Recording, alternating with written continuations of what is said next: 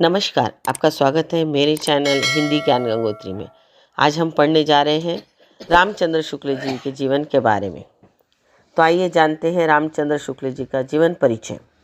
पंडित रामचंद्र शुक्ल का जन्म बस्ती जिले में उत्तर प्रदेश अगोना ग्राम में सन 1884 ई में हुआ।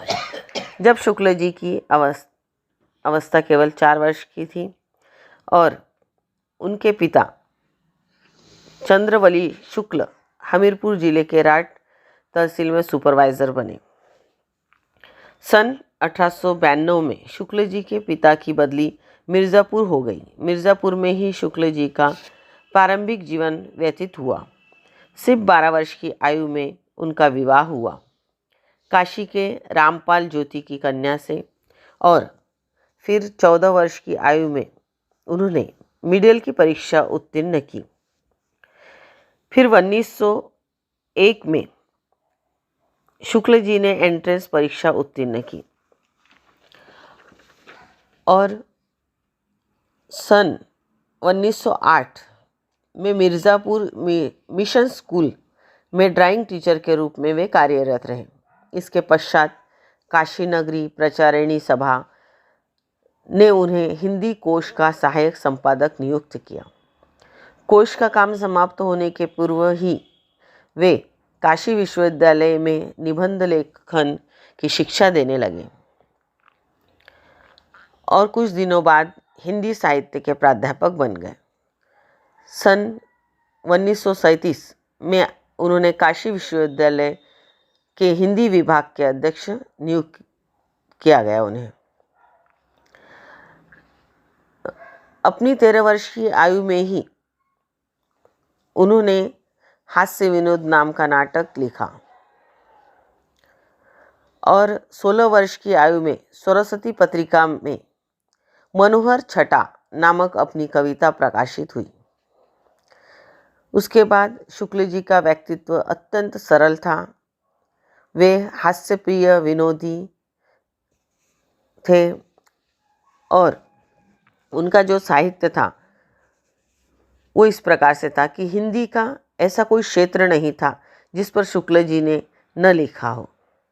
उन्होंने कविता लिखी, गद्य लिखा, निबंध लिखा, आलोचना आदि सभी कुछ उन्होंने लिखा।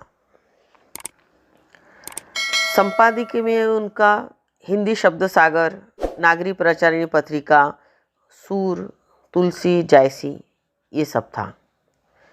अनुवाद में उन्होंने शशांक का अनुवाद बंगला अनुवाद किया। उसके बाद में कल्पना आनंद, बुद्ध चरित्र, आदर्श जीवन, राज्य प्रबंध, विश्व प्रपंच ये अंग्रेजी में अनुवाद किया। इस प्रकार से उनका अनुवाद हम देख चुके हैं। अब हम देखते हैं इतिहास के बारे में। उन्होंने हिंदी साहित्य का इतिहास लिखा, काव्य में रहस्यवाद लिखा, कवि रूप में उन्होंने वसंत कविता लिखी, पथिक, शिशिर पथिक, हृदय का मधुभार, अभिमन्यु वध, बुद्ध चरित इस प्रकार से लेखन कार्य किया। निबंध में उन्होंने विचार विथि, चिंतामणि, त्रिवेणी और समालोचना में तुलसी, जायसी, वैज्ञानिक तथा मनोवैज्ञानिक आलोचनाएं उन्होंने समालोचना। तो इस प्रकार से शुक्ल जी का लेखन कार्य रहा और शुक्ल जी के समय में हिंदी निबंध का तीसरा चरण शुक्ल युग कहलाता था। इस युग का नाम आचार्य रामचंद्र शुक्ल जी के नाम पर पड़ा हुआ था। शुक्ल जी की मृत्यु वाराणसी में 2 फरवरी सन 1940 ई दमे के रोग से हृदय गति बंद हो जाने के कारण हुई और इस प्रकार से हिंदी जगत को काफ़ी क्षति पहुंची।